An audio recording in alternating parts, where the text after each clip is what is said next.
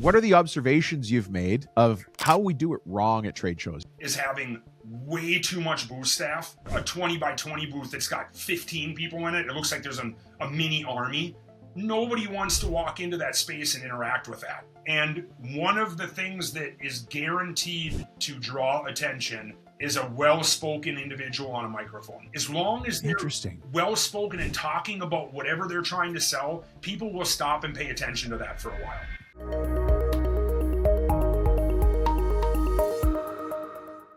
Hello and welcome to the show. I'm Dominic Rubino. Today, for your trades business, we're going to be talking about how to make trade shows work better for you.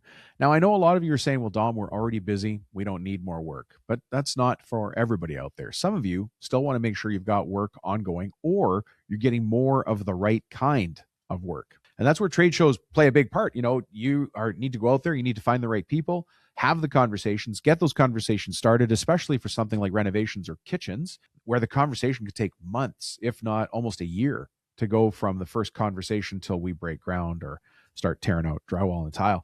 So Jeff is a trade show expert, and he's going to be talking to us about everything to do with trade shows. So definitely a place you want to spend some time and take notes, because he's been in the trade show game for about 30 years, I think. Hey, the other thing is, at the end of the show, I'm going to be giving away a document that I think fits really well with what Jeff's talking about. And I'm going to give you an update on the Christmas water campaign. Now, you're listening to this now thinking, why the heck is Rubino talking about Christmas? Well, because this Christmas, we started a new campaign where we're helping a community that lives next to a dump in Nicaragua. And when I say they scrape by for a living, they literally scrape by for a living. I want to give you an update and say a big thank you to everybody who's left a like or a comment, because we are having a massive impact. Anyways, I'll share those numbers at the end of the show. So we'll see you on the other side. Jeff, how are you? I'm great. How are you? Good. Do you know why I said Jeff? Because suddenly I locked up on whether your last name is Dahler or Dahler. Dahler. And we just talked about this.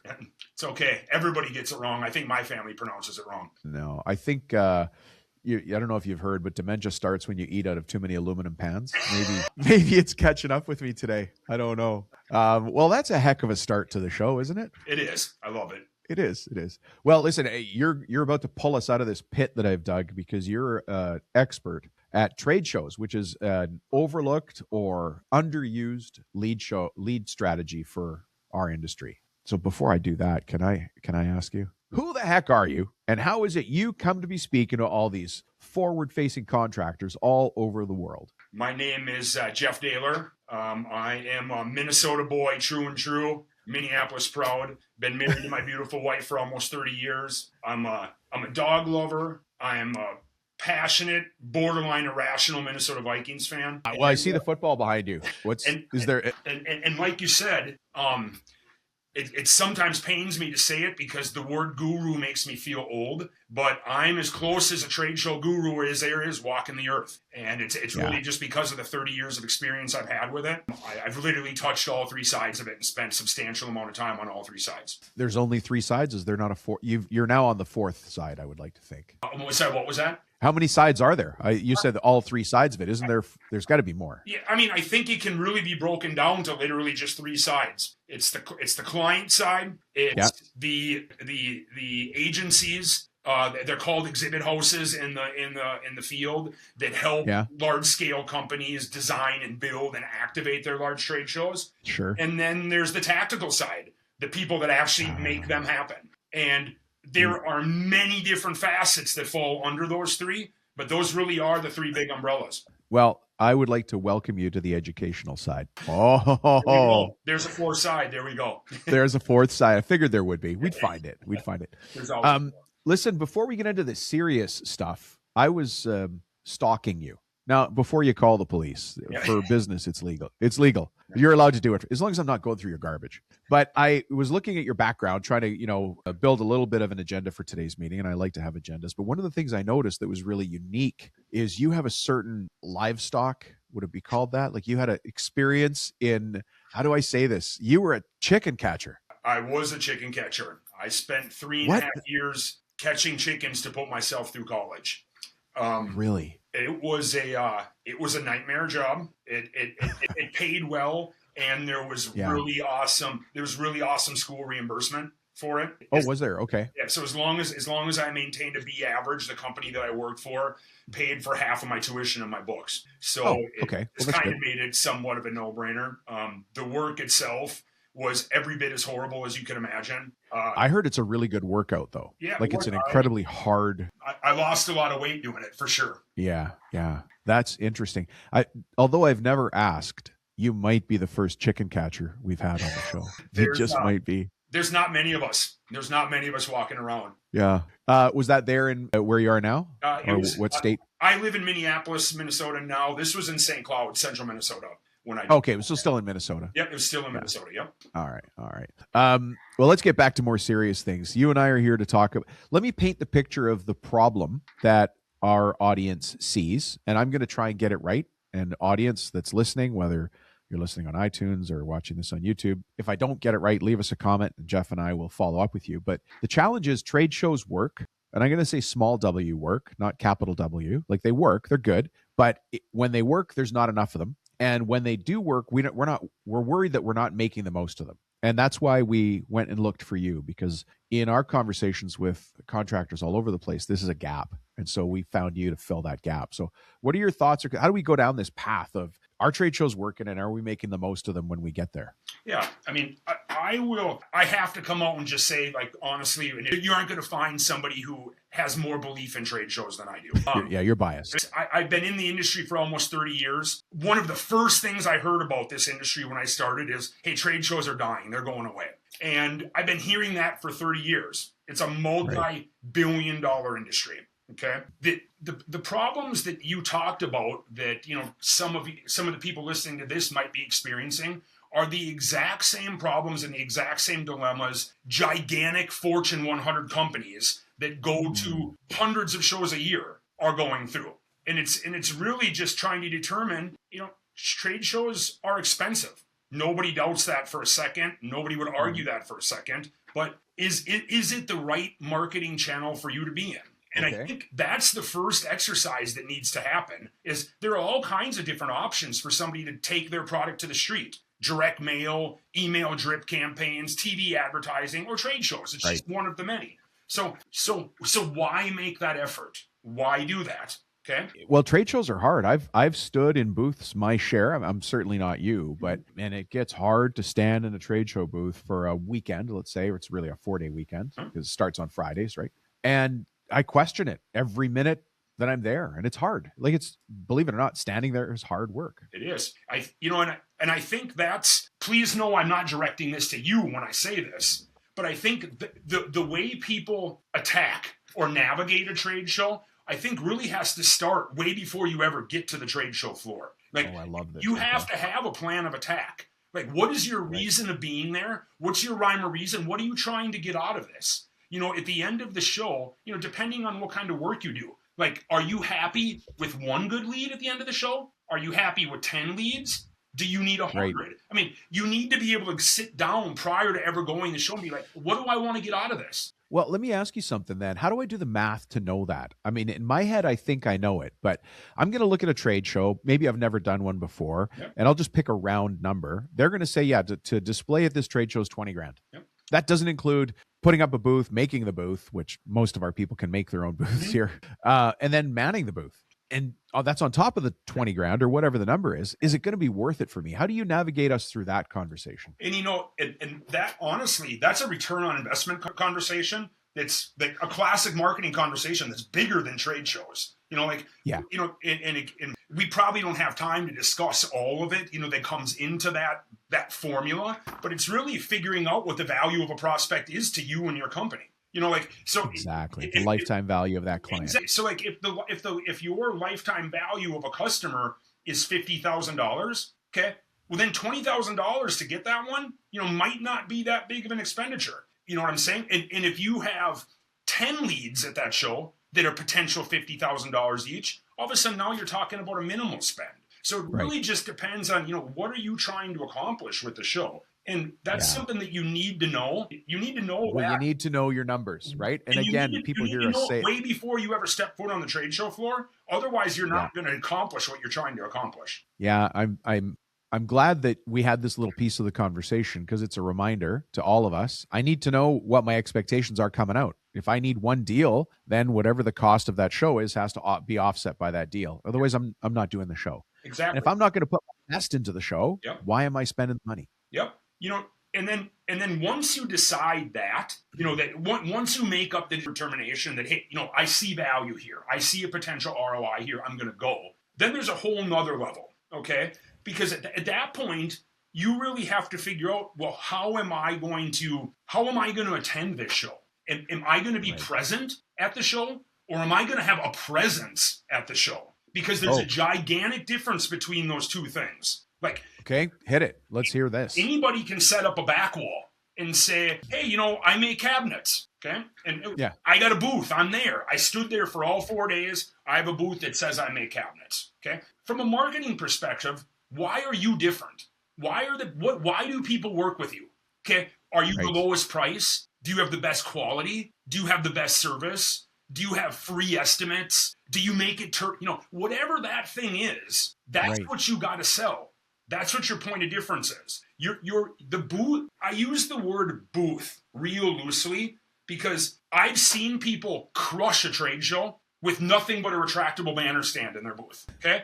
And I've seen people fail at trade shows miserably that spent $1 million building their trade show exhibit. Yeah. But when you think about the space, it's almost like a billboard. You have the whole space is a billboard? You have 3 to 5 seconds. When any of us walk onto a trade show floor, within a couple minutes, the sensory overload just makes everything a blur. There's sound, it's incredible. There's so many people, there's so many sounds and lights and whatever. So when we're walking past a trade show booth, we're probably going to spend 3 to 5 seconds looking at it, and you need to communicate, who you are. The booth needs to communicate who you are, what you do. But way more important than both of those other two things are what can you do for the attendee? Like, what's in it for me? That's a great point. We're all humans, and why do I care? We get very analytical when we're looking at a report or when we're looking at a spreadsheet. But when it's time to purchase something, it's almost all emotion based. Yeah. Okay. So that's a really good point. So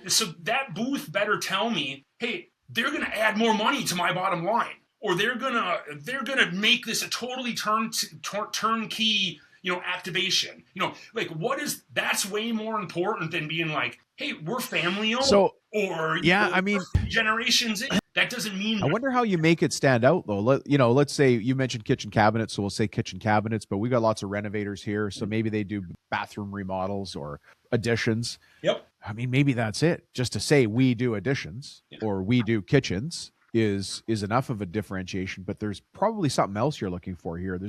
Feels like there's another layer that I've got to put in. Yeah. So for me, it's always what's that ultimate call to action that makes the attendee want to interact. Because even in that example you just said about, okay, I do bathroom remodels or I do kitchen remodels. Chances are at that show, there are 30 other people that do kitchen remodels. That's what I mean. Like, how do you stand out if you say we do kitchens? So, well, it's a home and garden show. Half the booths do kitchens. So it's the spring show. Half of them do it. In that situation, and again, every single exhibitor has a different situation. Okay, but what I think it's important, and this is just like kind of marketing 101. I think it's really important for anybody running a business to know what your 2-second point of difference elevator speech is. Okay, when somebody stops you and say, "Hey, what do you do?" Okay, if you just say, "I'm a cabinet builder." Okay, there are a million cabinet builders. But if you say something like, and again, I'm not a creative, okay? But if you say something like, I install life-changing kitchens, or just something that is different. Somehow different. Different, and something, it's almost something that's, I don't want to say unownable by somebody else, but it's your point of difference. I mean, I was just speaking to somebody yesterday who happens to be a clothing manufacturer. And I asked him, I'm like, really, what is your point of difference? And he's like, when we get somebody to touch our product, they actually feel it in their hands. It changes the whole game. And my challenge to him was, you know what? You might not even want to promote your company in your space. You may want to say, come feel the difference. You may want to put mannequins that say, touch me on them. Because that's what your point of difference is. And that's the call of action that gets people to come into a space and want to experience something different. And then once you get face to face, that's when you take it to the next level. And you can talk about, your bare bones offerings and not your point of difference. Yeah, I would have to say I'm guilty of this next thing, is doing something that everybody's going to want to take part in. Like having something like a really good giveaway that everybody wants. Let's I'll be ridiculous for a second. Yep. Come to our booth, get a free slice of pizza. Yep. Well, all I'm going to get is everybody, but not the qualified people. Mm-hmm. And the qualified people aren't going to necessarily wait in line with all the people wanting the big freebie. I just made that up. Yep. I know that's a horrendous example, but it's a horrendous example. But it's no different than having puppies in a cage, or maybe some scantily clad women, or a fast car in front of your thing. What are you trying to do? Absolutely. What are you actually trying to do? And does it match who you are? Yeah, puppies work awesome, but you better be a company selling dog supplies or something. Right. Otherwise, you've lost the connection. So, I think, Yeah. That's the whole idea of somehow creating an experience versus a simple transaction changes that conversation. And I really do think that experience creation is unique and different to every company. But I'm just laughing because I could imagine a banner that says, "Come feel what cheap cabinets feel like," right? Come touch a cheap cabinet. And then of course next to it you've got, I'm just using cabinetry. You could do it with decks, docks, renovations, remodels, roofing, siding. Doesn't matter, but come and feel what cheap feels like. For me, I like humor, so I might be like, yeah, actually, those guys are clever. But I think that kind of stuff, cheap humor, sexual innuendo, there's all kinds of things that can be done where you're kind of walking a line of, I'm not even saying like be inappropriate, but people pay attention to it. If you can utilize them, again, that creates the experience. Yeah. Hey, I want you to imagine that we built a tool that was born out of kicking rocks and frustration. And it's the frustration that we hear in coaching meetings. So what we built, it's a long title. What we built is something called the Estimator SOP, a simple system to logically filter out bad jobs, focus on profitable work, and use your time wisely. You can see why this is one of our coaching tools, and we can share it with you. It's just a PDF. But I want you to filter out the bad jobs and focus on profitable work. So what you're going to see is a simple and very logical SOP, standard operating procedure, so you can delegate estimating, which means you can get back hours every week for yourself as the owner, and you can stop wasting time. But I also, at the same time, want you to win more profitable work so you can keep your pipeline of business full. And again, it's all based on simple systems. Just take a deep breath. I just want simple systems so I can run my business predictably. If you want it, just send me a note and ask for the Estimator SOP. And that way I'll know what you're asking for. My cell phone number is 315-903-7853. So we're talking about trade shows in general. I don't know when the last time is you were actually walking a trade show for fun, but what are the observations you've made of how we do it wrong at trade shows? You walk around just shaking your head. Have you ever had moments to do that? It's so funny you asked this, because just last weekend, my wife and I had an opportunity to go to a trade show for ourselves. I'm in your head, Jeff. And my wife, as we were walking in, my wife is like, "How many shows have you been to since you've gone to one for yourself?" And I'm probably like, way over 1,000. But, walking the show floor, again, just being at a B2B show versus a B2C show, for business to business versus business to consumer. This show was definitely a business to consumer show. Immediately, it is very noticeable, the interactions that happen from the booths into the aisle. How do you mean? I would say a B2C show generally has entrepreneurial owners running those booths, and those people are hungry. They're go-getters. They start conversations. They want to interact. They don't necessarily always do it the right way, but they're aggressively trying to talk. They're trying. You go to a lot of B2B shows where people are getting paid to be there. The interaction is way different. A lot of times you almost have to walk into a space and interact with somebody. And so I will say that's a big, big noticeable difference. When you ask the question of like, what do people do wrong? Some of that stuff I just explained is the very obvious stuff. If you're going to have an exhibit, I would say never have a chair or stool in it. You're going to be tired at the end of the day, but you sitting in a chair or stool, it better have a client meeting associated with it, Otherwise, you should not be sitting. Or you sell chairs and stools? Yeah, that's the one exception. So I guess you mean like I just need to be present. I can't just be sitting in the booth. You should never be on your cell phone or laptop. If you got to go check your email, leave the booth and go do it somewhere else. Nothing says I'm way too important to be talking to you than staring down at your cell phone at a trade show. Interesting. So those are some of the key things that I see even big companies doing terribly all the time. Or another thing that I see a lot of is having way too much booth staff in the space. A 10 by 10 booth that's got 4 people in it, or a 20 by 20 booth that's got 15 people in it. It looks like there's a mini army. Nobody wants to walk into that space and interact with that. They just know they're going to get accosted. So that's routinely done poorly all the time. So speaking of getting accosted, feeling like you're being attacked, at least the way I do it, I walk through and I like to walk up one side of the aisle and down the other. But I want to interact with the ones that I want to interact with. I don't want somebody coming out and trying to chat with me. Yep. But what's your thought on that? If I'm standing in a booth, how do I get those conversations started with people walking by? So what I've seen people do a lot of lately that I think is really a nice treatment is asking a question that's pretty hard to just like walk away from and ignore. But it doesn't always have to be directly, or it shouldn't be directly tied with what you're trying to sell.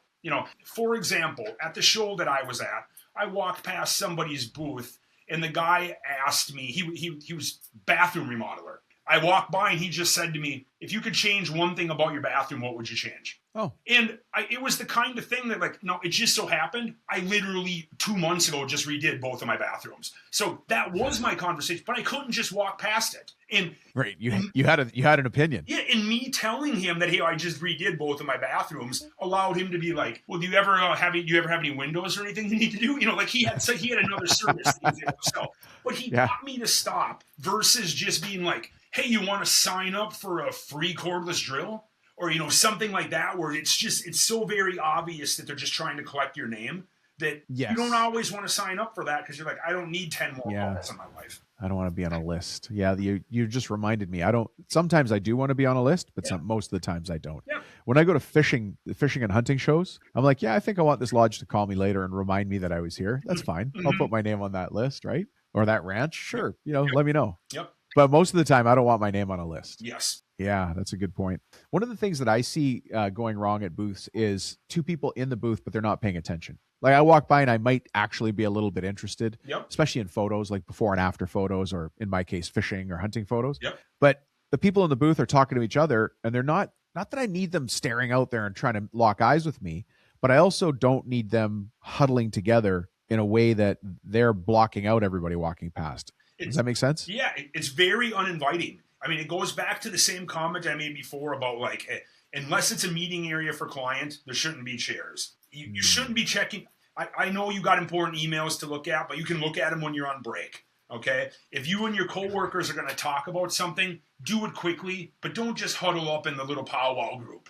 Those are just all things that just scream uninviting, and people don't want to interact with that. I don't know if this is something that you deal with, but you just reminded me of shift lengths. Well, we've talked about kitchen cabinets a lot, but it could be home renovators, designers. It doesn't matter, but just use kitchen cabinets because you do that in almost any home anyways. How long should a shift be for one of my designers? I honestly think if you have the staff to do it, I recommend not going much over an hour. An hour rotating people through. And that might not be realistic for all situations, okay? Sure. Or staffing sizes. Yeah. I mean, if you're a small company that's only got 3 employees and you're doing this yourself, well, you're probably going to have to figure out a way to man this yourself. But there needs to be some time where you can just recharge at least a little bit out of that space so that you can carry that same energy. So I think that goes back to something that I talked about very early in it, that you need a game plan when you go to these shows, especially in the kind of shows that we're talking about, because a lot of times these are driven entrepreneurial type owners that have this mindset that like, hey, just give me one-on-one and I can sell anytime, anywhere, any place. But the trade show environment's a little different. It takes a couple extra steps to get to the involvement when you really are just face-to-face, really talking about something. And honestly, it may never happen at the trade show at all. Like, you might just be building that initial network at the trade show so you can have that conversation later. So, okay, but this is one of the things I would walk into a trade show saying, look, we know that this trade show is going to have, I'll use a dumb number, 1,000 people walking through. I know that's low, but I need to do this on my fingers. Yeah. So let's say we know the trade show is going to have 1,000 people walking through. I might say to my team, it's my expectation that we pull 100 names. How do you approach that kind of thing where you say, my expectation of going to this trade show is that we get this many leads? How do I come up with a reasonable number? I can go both ways on that conversation, because I do think from a planning perspective, like starting the planning process and doing something of that nature, whether it's a percentage or whatever, I think that's a really good thing to set goals. Okay. The really strange thing about that conversation from a lead conversation perspective is, though, if you only got one lead, but it was the right lead, you could still walk away and be like, that show was a gigantic success. So I think setting the stage for how we're going to initially review or set goals from an ROI perspective is really important. But I think it's also just as important to review it after the fact, to be like, okay, now maybe we missed this, but this happened. Yeah. Or maybe vice versa happened. Maybe we, out of that 1,000, we hit 200 leads, but we didn't get anything out of it. So I think that's really the bigger situation of really kind of pre and post evaluating to figure out what ultimately your ROI is at the event. Okay. Let me go to another level on this. Maybe I'm never done trade shows before, or I want to do trade shows better. When I look at the map of the floor layout, where are the hot spots? What are and I think they're priced this way, so it's going to be pretty obvious. So let's also talk about whether it's worth it. But where's the most desirable spot? Let's just say it's a rectangular trade show floor. Yep. Where do I want to be and where do I not want to be? In a perfect world, you want to be the first booth people see when they walk in the front entrance. Okay. Oh, wow. Okay. Now, because again, I think that's your opportunity to collect people or get people before they are overly stimulated with everything that's happening on the trade show floor. Sure. To be honest with you, only one person gets that spot. And if anybody who's listening to this podcast to get some trade show information probably isn't going to have the opportunity to get that spot. So I think from my perspective, okay, where's the next best place to be? I like to spend time looking at the show floor to find out where my competitors are. And there's two schools of thought on that. I would say most people say they want to be away from their competitors. They would like to have like booths surrounding them that are totally different disciplines. Right, like the shiatsu massage guy and the kettle corn guy on either side, so that you're kind of insulated. If I am working with a company that's got their stuff together and they are going to the show with the right mindset and the right marketing and they have the right know-how, I challenge that and I'd be like, no, you want to be right next to your competitors, because then everybody's going to the same area. And if you're really truly different and you honestly have a point of difference or point of differentiation, that's your opportunity to spell it out. So I am much more on that side, but I will say I'm the minority on that. Most people are like, no, we want to be away from them. Most trade shows, the space locations are going to be dictated by the sizes of the booth. So the smaller 10 by 10s are almost always going to be on the outside fringes. The bigger the booths are, the closer they're going to be to the main entrance, the closer they're going to be to the main aisle. The associations utilize that as an incentive piece to sell those properties to those booths. Yeah. That's why they're priced that way, and that's why they're sized that way, because it's an incentive. But if it's my first time doing a trade show, or it's my first time doing that trade show, I might want to just dip my toe in the water. As a matter of fact, you might not like to hear this, Jeff, but if it's my first time doing a trade show, I might not go this year at all. I might not put a booth, but I might go walk that trade show and just get a sense of it. Just say, okay, how does this work? And look at it with a critical eye and just walk the trade show floor and go, okay, next year I know where I want a booth. I 100% recommend that treatment, and anytime you're thinking about going to a new show. Okay. I think there's tremendous value on that in a couple levels.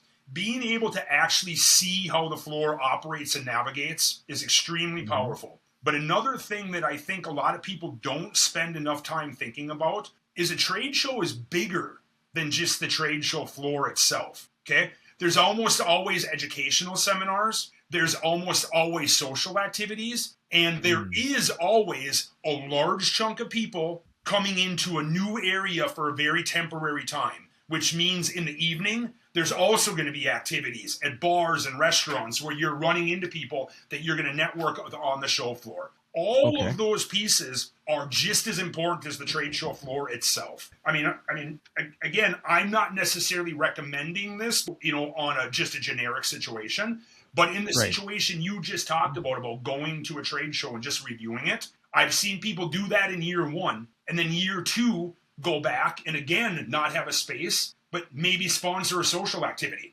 Like, hey, I'm going to the show and I'm sponsoring the afternoon coffee break, or I'm sponsoring the karaoke contest tonight at the bar across the street. Sure. And then so they're just making those network and industry connections so that they can get into a place and really hit the ground running. And have real conversations. At the end of the day, this whole thing's about just starting a real conversation with the right person. Absolutely. So we're trying to manufacture that with a trade show. Absolutely. There's a crazy number, maybe a secret number that you probably don't know about. Now, myself and my coaching team have heard about this number for years. Even for myself, I've talked about this number in muster stations, construction trailers, boardrooms, buildings under construction, buildings about to be blown up. We've talked about it all over the world. If I say North America, obviously the States, Canada, Mexico, down in South America, Brazil. I mean, the list just goes on and on. It's a number that most people don't know unless they're big companies. And I want to share that with you now.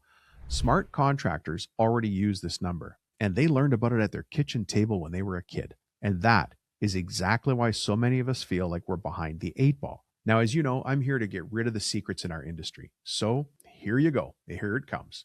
The secret number is your revenue responsibility per hour. We call it your RRH. And the reason you need that number is so you can protect yourself from making the wrong decisions. When you understand this number, you can delegate with confidence, you can ignore things with confidence, or heck, double down on the things that matter with confidence. Of course, you also want to face the reality of your business so that you can get to the next level, whatever that is for you. And it's not money for everybody. For some people, it's time. Well, this number is critical. I want you to figure out your revenue responsibility per hour so you can understand your goals and your bottlenecks, and you can start making the money you deserve and, of course, have the time off to enjoy it. If you want it, pretty simple. Just text me the words revenue responsibility per hour. Or if you want to get all fancy, you can say RRH, and we'll know exactly what you're talking about. It's a PDF. It's a worksheet, like everything we do here is. We're trying to educate you. I don't want any more secrets in the industry. This is a massive number. We were just talking about it this week in our coaches meeting internally, and I thought we should remind you that we have it for you. Here's my cell phone, 315-903-7853. We've got a number of clients who like trade shows. They know that it works for them, but there's not enough trade shows in their city.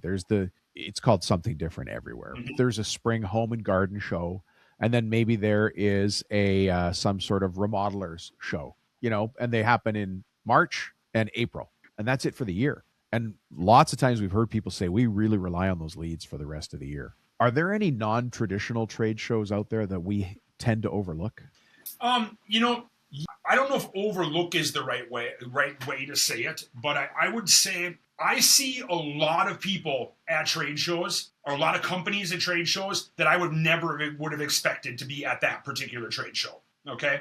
But like, for example, in the world of like physical production, okay, cabinet makers, okay, they can go to home and garden shows, but there are all kinds of other places that furniture is utilized. You have furniture in offices, you have furnitures in hotels, you have furnitures in restaurants, so right. It's a restaurant show, a hospitality show, things of that nature.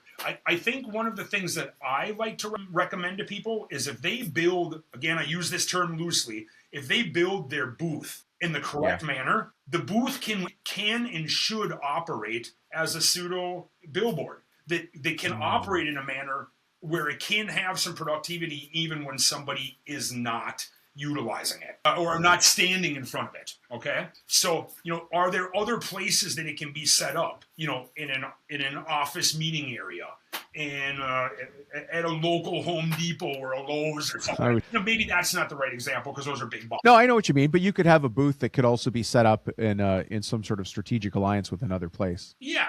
Like were you trying to create I've seen people get really creative with like creating their own trade shows, when they can, even if they're a one-man trade show, setting up a shop in a parking lot outside of a store or something of that nature. Right.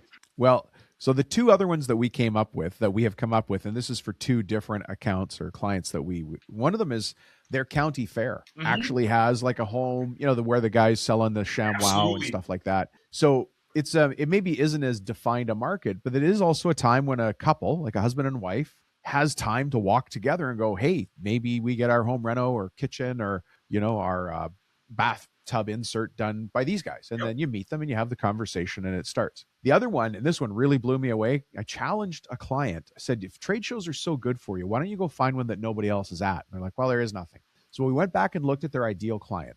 Their ideal client, because these guys are super high end, their ideal client is into horses. Okay. And so there was a quarter horse show of some sort, and all they could get was a booth, like a table, a table with what do you call the tablecloth on top of it? That's all they could get. Yeah. But so they went and presented at this quarter horse show. So it wasn't a traditional trade show, but their perfect client, if anybody can afford horses. Yeah. I mean, I think that's a perfect example because I say this to people all the time. There is not a product or service that you can imagine, and I'm talking everything from candy bars to pornography, that does not have at least one national trade show associated with it, if not more. Hold on a second. And then you're telling me there's a trade show just for candy bars? Well, they have the candy show. That's not what people were going to expect me to end the sentence with. That's why. Yeah, that's why I did. They have the candy show. Really? Yep. Yeah. I guess listen, there's a trade show for everything, right? Yep. There's associations for absolutely everything. Absolutely. There's not a product or service that you can imagine that is not represented by numerous trade shows. Yeah. I think, so listen, we know trade shows work because it opens up the conversation. And to be honest, it's a little easier for the consumer to do a quick shop. I like this booth. I didn't like that booth. I like that display. I didn't like that display. There are people there who are serious buyers, and there's people there who are not anywhere near qualified. Yep. So we've got to sift and sort. And I think that's what I like. I really like the idea of those alternate venues. Again, I've already declared what a trade show supporter I am. But when you go to a fair, you don't have the same guard that you do when you're walking a trade show floor. Yeah, that's a great. You know what I mean? So like you're more willing to take a conversation maybe 2 steps farther than you would when you're just like, I got 50 booths I got to see today, and I just got to get away from this guy and get off to the next one. And that happens sometimes when you're an attendee actually at a trade show. It's a very real situation. So what's your thoughts then on giveaways? On like, do I sponsor the bag, that everybody uses? Do I give away flyers and brochures, or do I give away like floating keychains if we're at the home? All these things. What's your thought on those particular tools? I like giveaways if they can directly be tied to your product or your service, and they have to be something that is actually usable. Like the ones that just get thrown in the garbage before they even get to the parking lot are such a waste of time. You don't need to hand out stickers or can koozies or, buttons. Everybody's got a pen. Everybody's got a Lifesaver mint. Like you just don't, no more chapstick. It's just not really needed. But, if you're selling boats and you have a floatable keychain, for your boat key, that's something usable for that market. So like for me, it's got to be something usable. I'm not a fan of food and beverage giveaways unless you're a food and beverage company. Like I think all you do is just ending up getting grazers and people that just want candy bars or coffee. You've been to Costco on a Saturday, the Costco buffet? Yeah, exactly. Yeah. I do not recommend creating that situation in your booth. I will say if it's the right show, tote bags are like walking billboards. They can just show your brand because people do, even though it's not for me, there are people out there who just like to grab every free thing that they can get. But I also think tote bags have become very watered down. Every other booth now gives them away. So I don't know if there's as much value to them as there used to be. Yeah. Let's end on this point here. But the thing that's been in my mind a lot is QR codes. And so for people that don't understand a QR code, you'll know it when you see it. It's typically a square, and it's got these weird slashes and dots in the middle of it. And if you take a picture of it with your cell phone, it redirects you to a website. that's a QR code. Yep. Was that a decent definition? Yes, absolutely. So the way I think of that is somebody might not want to talk to me, but they'll go by and they'll take a picture, or they'll see it on the back of my shirt or on the back. They just see it and take advantage of it. What's your thought on the use of QR codes as a lead or a conversion tool? I like them a lot. I mean, I think one of the most important pieces of the QR code is, as long as somebody's handling everything right in the back, at least the information should be up to date. Like if you're taking the time to go to a QR code to get a sell sheet for a product or something, this is probably going to be up to date. I can't tell you how many times I've had to make a Kinko's run to print emergency sell sheets the morning of the start of the show, because some sales rep walks in and finds out half of the sales sheets are old, or they have the wrong SKU numbers on them or whatever. So I like the idea of doing it electronic. Also, you collect their information. As soon as they sign on to the QR code and they ask to have something delivered to them, you're going to have their contact information for a future drip campaign, something above and beyond, the trade show. So I scan the QR code with my phone, and then it says, hey, enter your name, Dominic Rubino, email address, to get your free report, kitchen renovation guide, your free decks, docks, and floating structures guide, whatever it is. Okay. And then you will start getting my drip campaign monthly regarding whatever else I'm doing, until you decide to unsubscribe. But that's where that stuff gets powered from. Okay. So let me ask you this. What have we not asked about the trade show world that you thought we'd cover? We covered quite a few things today. What did we not cover? It's a terrible answer, but nothing's really popping into my head. Well, no, that's good, because I'm trying to speak from the perspective of our audience. Yeah. When we talk to business owners, and largely for our audience, it's business, the people listening to this show, selling to consumers, the people we're selling to. Yep. Sometimes they might be selling to architects and designers at a specific trade show. Sometimes they might be selling to specifiers if they're at that kind of industry trade show. But in large part, I was thinking that this audience would be business to consumer. And, I walk through trade shows and I'm always surprised that no matter what the specialty of the show is, there's a kettle corn guy. Yeah. There's somebody selling those knives. There's somebody selling shiatsu chairs or, stress relief things. And I'm like, there's got to be a reason these people are here. It has to work for them, or economically they just wouldn't come back, but they're always there. Yeah. So that we know, and we know from talking to our clients and from guiding our clients, that trade shows work as long as you work them. Yes. Yeah. So, they work as long as you work them. I will say one thing that we didn't talk about is, within the structure of the booth itself, what are some things that you can do to create some interest, just in your space? I will say there are a handful of things that have stood the test of time. Lighting always makes a difference. Yeah. If it's applicable, motion, and a lot of motion now is done with like TV monitors, if you have something to show. But if there's something that moves in your booth, it always generates attention. And one of the things that is guaranteed to draw attention is a well-spoken individual on a microphone. And on a microphone, mic'd up in the booth, talking. Obviously not like at 6,000 decibels, like an auctioneer. Problem, but just talking on a microphone above normal volume. And they can be, as long as they're well-spoken and talking about whatever they're trying to sell, people will stop and pay attention to that for a while. Interesting. So let's use an example that we've just touched on, decks and docks. Yep. Right? So I could be the rep in there talking to some customer and saying, this is how to make sure you're doing your deck properly. Here's how the footings work. But you're suggesting and saying that trade shows are okay with this if I'm broadcasting it, or if I've got a speaker or something there. So I'm not talking about just general conversation on a microphone. Not only will you drive your neighbors crazy, but the association will probably have a problem with that. But I'm talking more of like designed presentations that happen in your space. Okay. Oh, like at 10 and 2, we're going to be talking about, and they can even be more frequent than that. You could do a 5-minute presentation, 5 times an hour. Okay. I see. That's really cool. But I think that kind of thing where it's like, hey, in 15 minutes, Tony's going to be going in detail on how the proper way to seal a deck, or or in at 12:30, Tony again is going to be talking about how to be replacing 2 bad boards on a deck.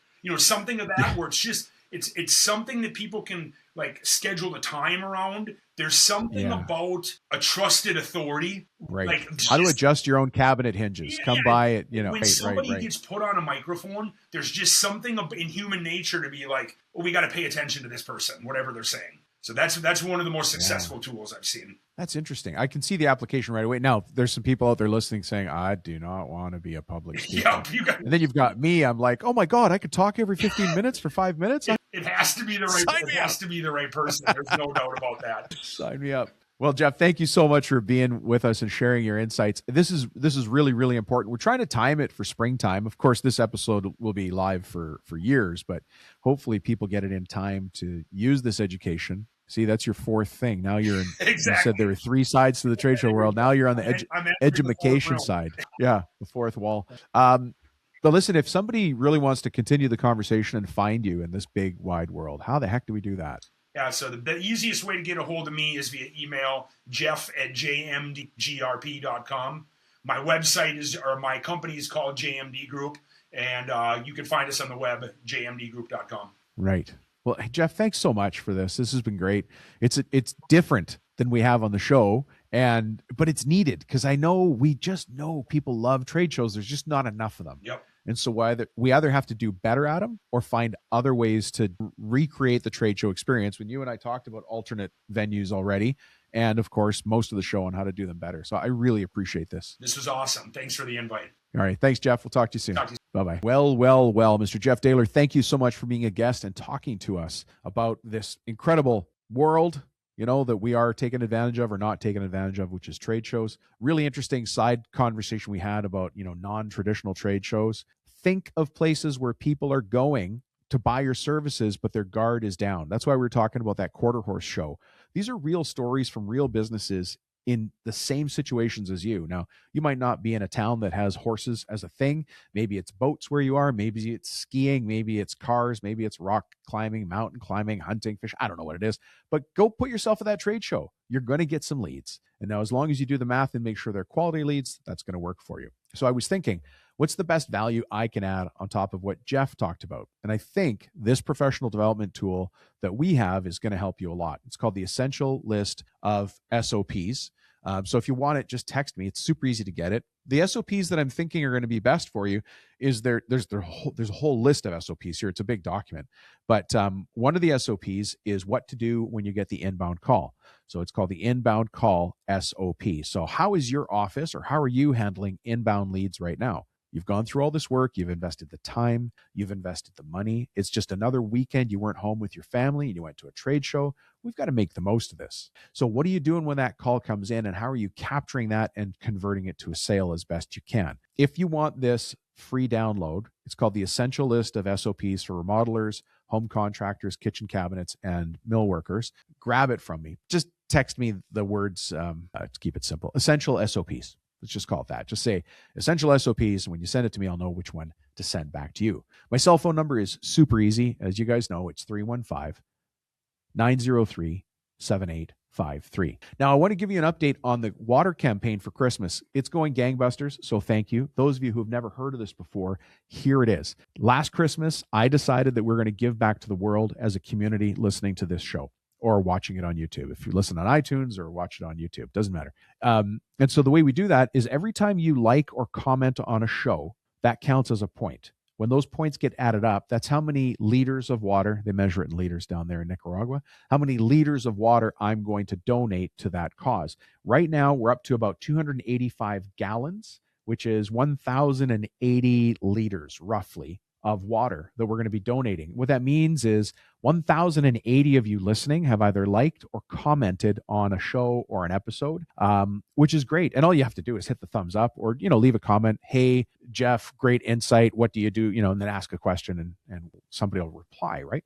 But that way our community gets stronger. Our community gets a little bit better every time, but we're also doing something great in the world. These communities or this community here in Nicaragua lives next to a dump and they make their living sifting through the garbage of the dump. They get their food from there. Unfortunately, their water is filthy. And so we donate water so that they don't get dysentery. I'll let you look up what dysentery is. It is not polite and it's not pleasant, But what happens is when these kids get dysentery, they can't go to school and the cycle continues. So we're doing our little part to help as much as we can. And I'm very proud for you to help us in doing that. Anyways, all you got to do is leave a like or a comment. All right. Thanks for checking in. As you guys know, this show is we're just waiting. We're waiting until you and I have a chance to sit down like real humans, talk to each other face to face, not this internet podcast, YouTube show stuff. I want to have a glass of wine, maybe a nice cup of coffee, maybe an old fashioned, depending on how we feel that day, and just talk like real humans across the table. Until that day comes, this show is going to have to do, and I'm happy to do it. All right. You have a great day, and we'll talk to you soon.